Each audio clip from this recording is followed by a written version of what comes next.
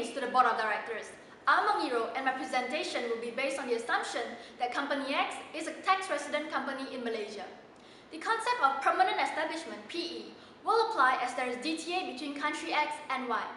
PE is deemed to exist in all three options as the conditions have been met. Hence, a double tax relief is available. Option 1. Company X has to comply with the withholding tax on license fees paid to subsidiary in country Y, as it falls under the definition of royalty to avoid any unnecessary penalty costs. Non-compliance or paying withholding tax on behalf of subsidiary will not be allowed a tax deduction and will result in additional cost to Company X. Transfer pricing issue will also arise relating to the transactions between Company X and a subsidiary in country Y, as they are both related parties. Anti-avoidance provision section 140 will also apply. Option 2. Industrial building allowance will not be available for Company X as the factory is not located in Malaysia. Manufacturing incentives available in country Y needs to be determined. Company X also has to consider whether the raw material costs, labor costs, transportation costs are cheaper in country Y. If the cost of manufacturing is cheaper in country Y, it will potentially be a competitive advantage for Company X if the competitors are operating in a higher labor cost country. Option 3. Company X is eligible to claim allowances for increase in export subject to satisfying prescribed conditions, which is deductible up to 70% of statutory income. However, Company X has to consider the shipping transportation fees and freight charges for exporting the bread frames, as they are both bulky and heavy products. Among the three options proposed, I will recommend option 2. However, I would suggest that Company X engage in capable sales personnel, and the sales personnel is not advised to conclude sales in various countries to avoid potential business presence. Company X can utilize double tax relief and manufacturing incentives available in country Y to minimize unnecessary administration to be handled by the company. I also have an alternative recommendation.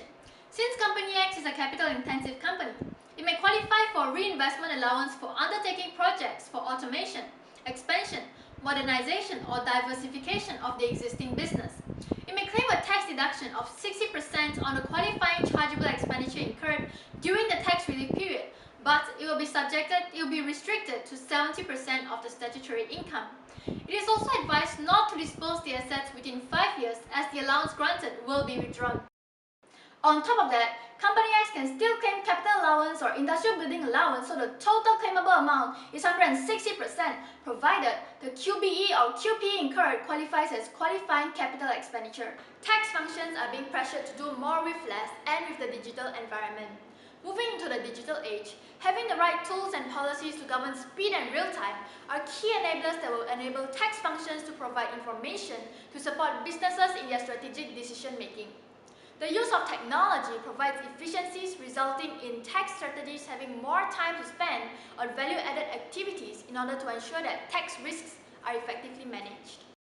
People on a team, including business owners, need to be more agile and be able to partner with businesses on strategic decision-making.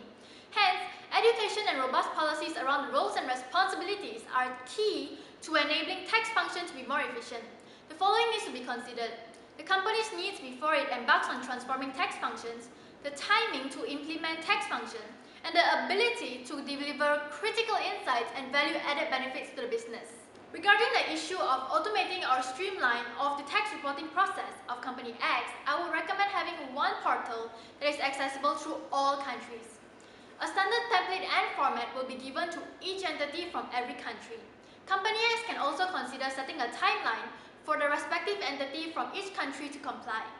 Company X is recommended to invest in another company by way of debt investment, as the interest expense incurred is deductible if it is used for qualifying purposes. Financing by way of loan rather than equity can obtain tax advantage known as tin capitalization. When companies are reorganizing financing support structure, it needs to consider transfer pricing requirement for taxpayer to prepare contemporaneous tax pricing document, and the related party transactions need to be at arm's length. The company also needs to be capable of defending the related party transactions if challenged by tax authorities during field audit. Tax authorities are looking into this, especially due to the BEPS process action steps. It is to ensure that there is substance to set up. Tax haven is a very popular idea, but it is not used by many businesses as it is not commercially justifiable. Thank you so much for listening. That's all from me.